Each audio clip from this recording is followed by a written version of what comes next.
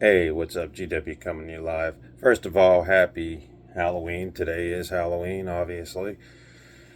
So later tonight, we're going to partake in the trick or treat. It's supposed to be pretty rainy outside. I don't know how many people we're going to have turn out, but it should be either a mess or a good. And the cool thing is, like this year, Halloween fell on a Friday, which means y'all can stay up and watch all them horror films.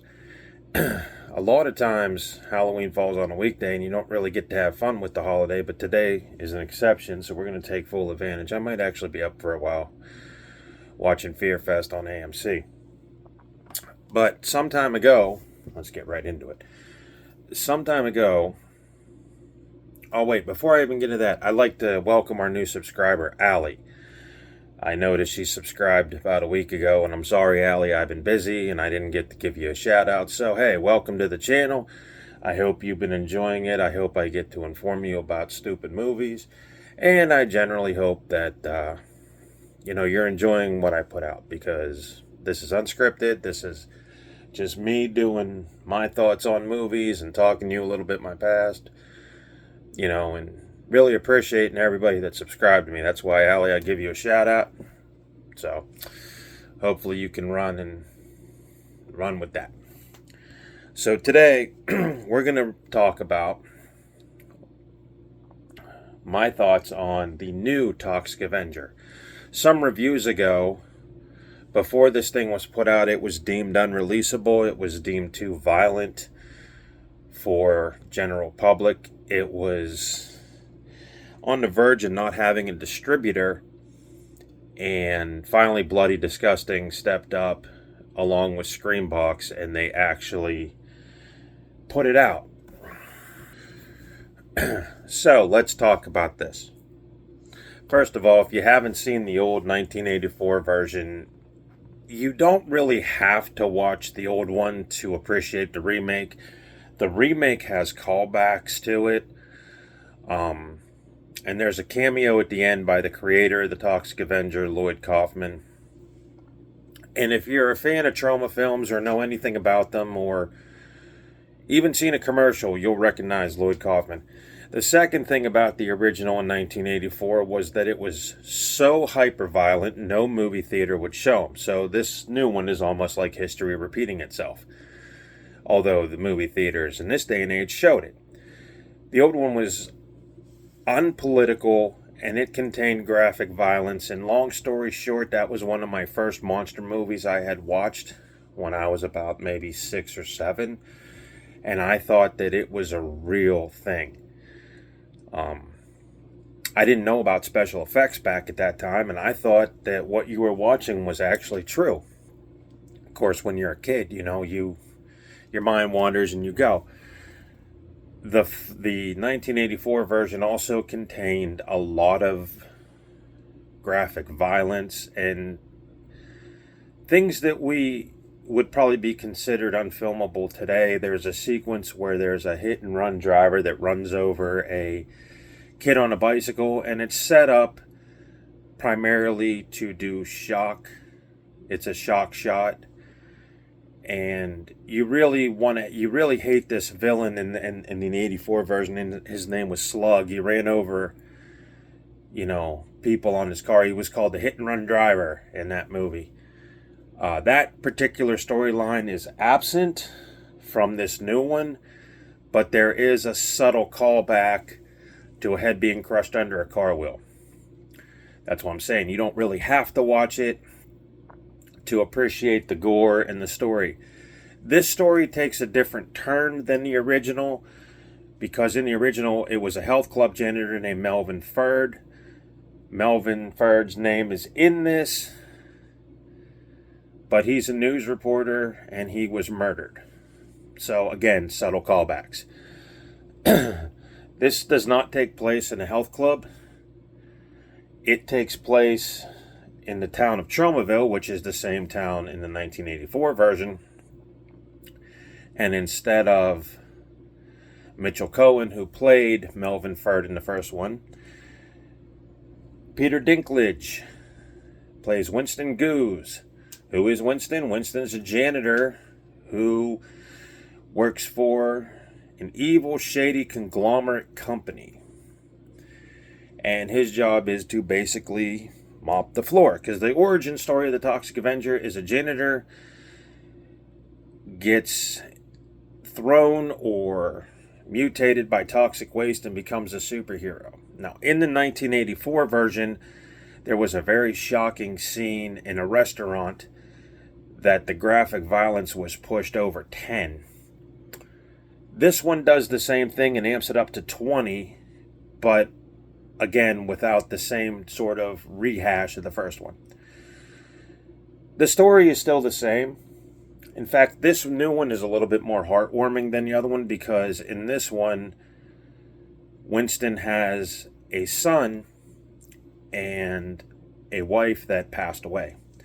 In the original 1984 one, it was just Melvin and his mother, made for a little less of a dynamic.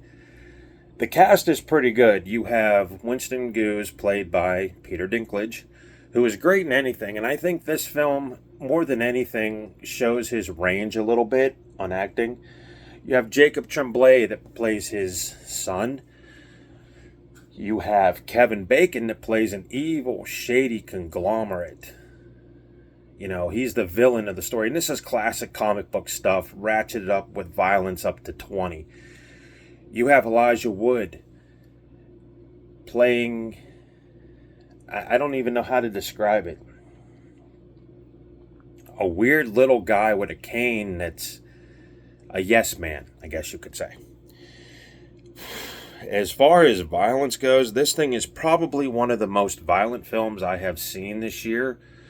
But it's all done tongue-in-cheek. You cannot go into this movie seriously, because the movie actually goes out of its way to show you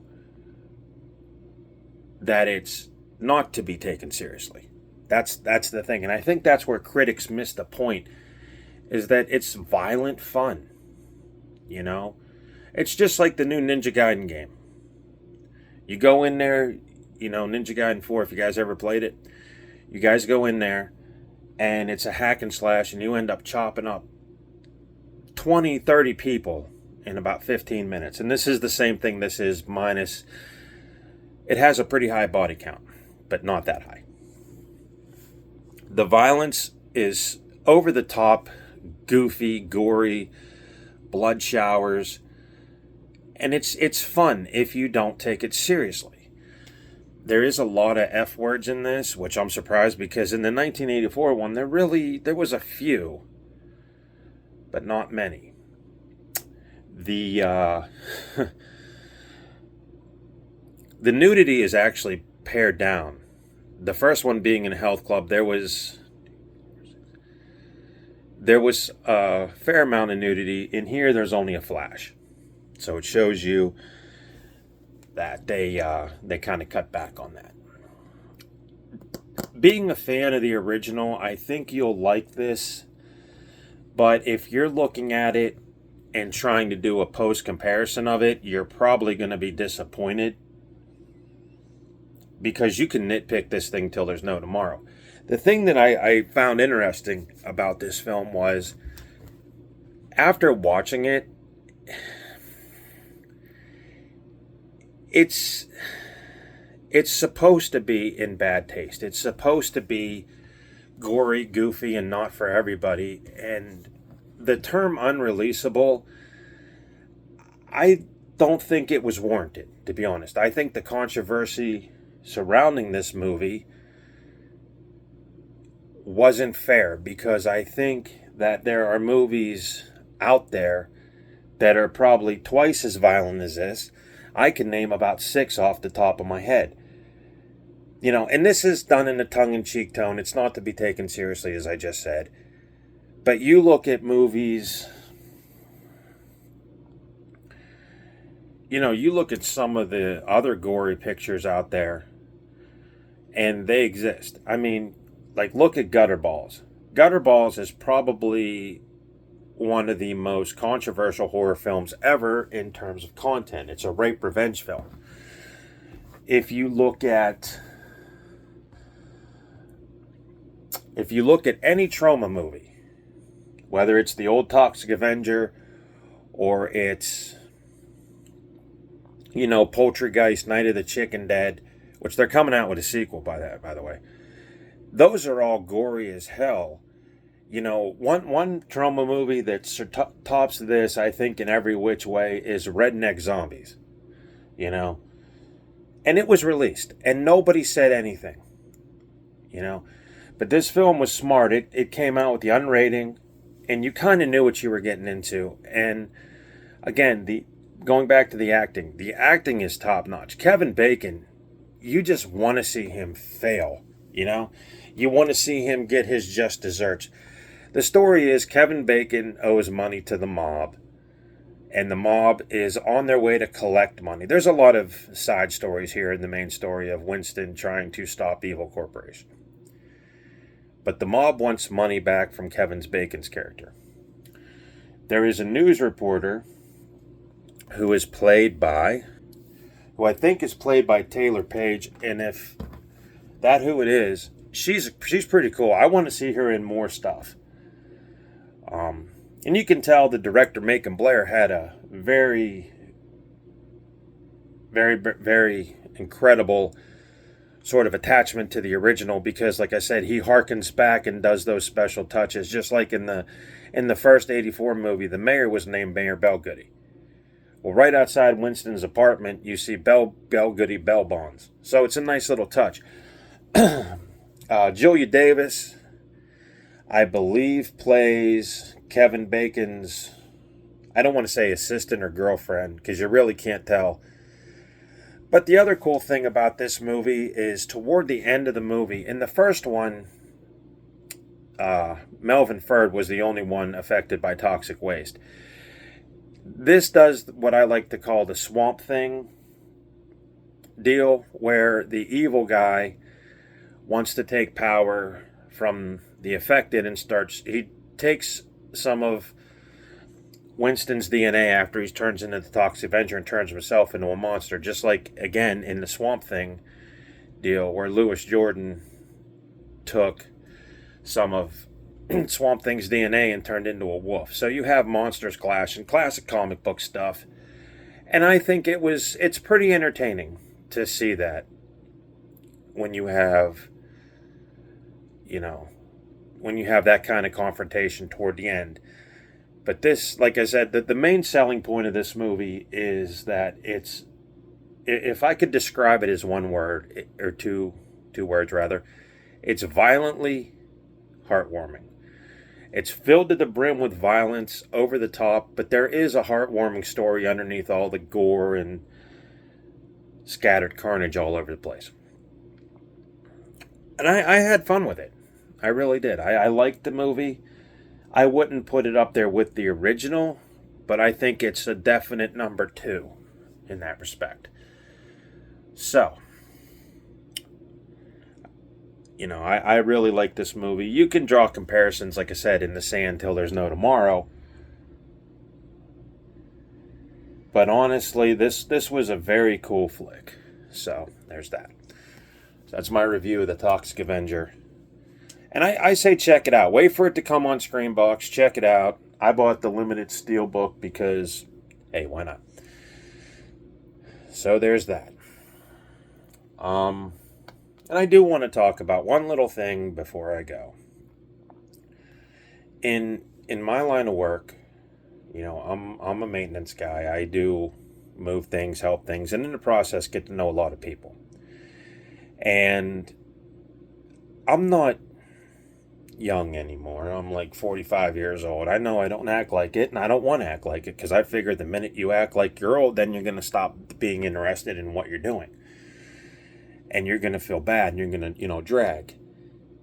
But when you get up in age, everybody that's younger than you's got to throw out the fact that, they got to make those stupid jokes. Hey, old man. Hey, dude, whatever.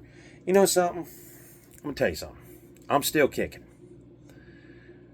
I don't feel old, and I don't have any issue right now, and I'm thanking God, because I know people get up and they hurt and they can't get out of bed and they do whatever, but I'm still kicking. I'm young at heart. I'm hyper, actually, at most points. But you have to deal with the old people jokes. And then you have to deal with friends that are younger than you that, sometimes cop an attitude, because if you have a friend that, is younger than you,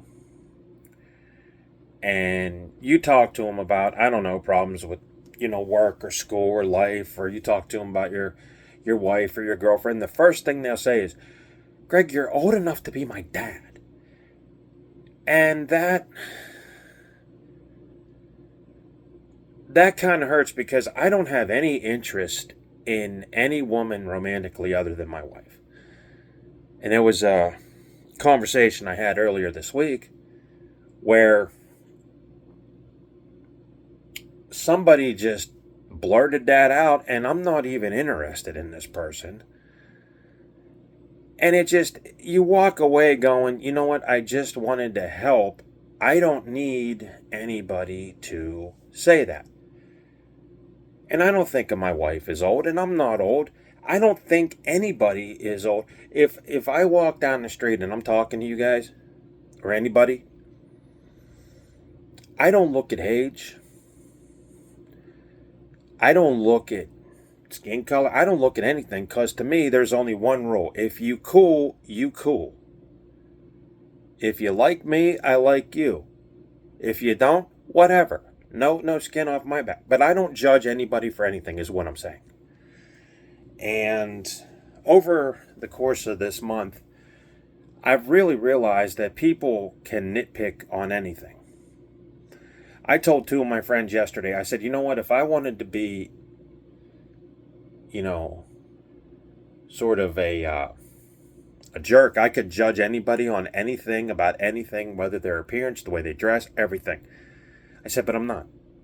And they said, why? And I said, because like I said, to me, you cool, you cool. I don't care about any of that. But some people, that's a big deal. And that's like, to me, I'm tired of the old jokes.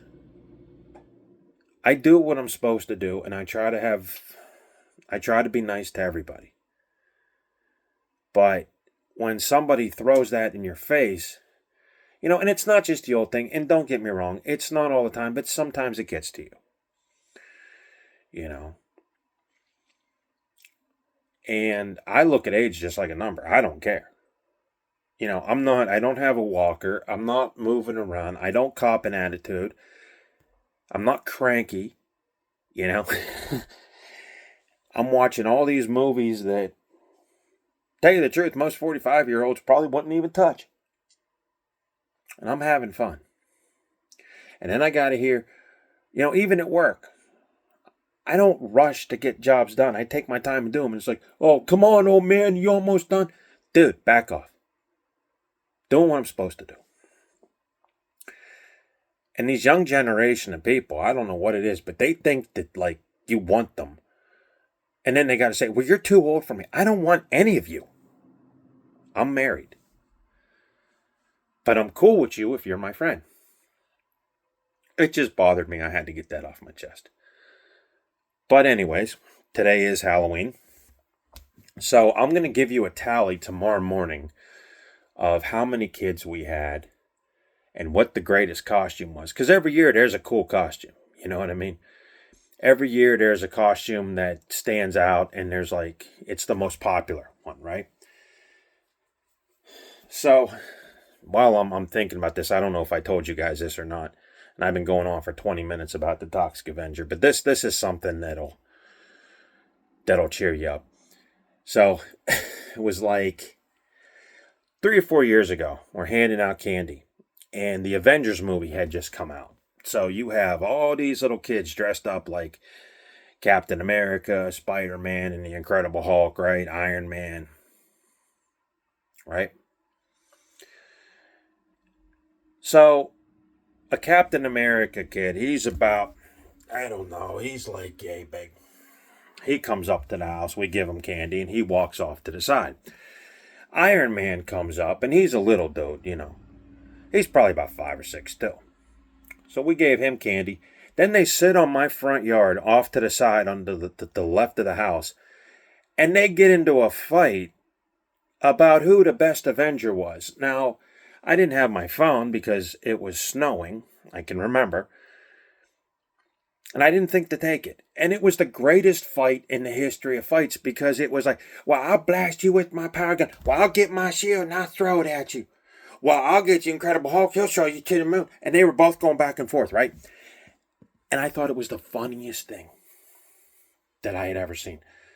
Because it shows the kids are having fun with that, and it shows they're creative, and it was great. It was really cool. And just the fact they were so into character just made me like chuckle. It was great. And I just thought it was a cool memory, and I wish I would have got that on tape. But yeah, so it's all good. And yeah, give the Toxic Avenger a try. If you got a strong stomach and you're not afraid and you want to look at something as violently fun and take your brain out of your head for about an hour and a half, go for it. It's tasteless.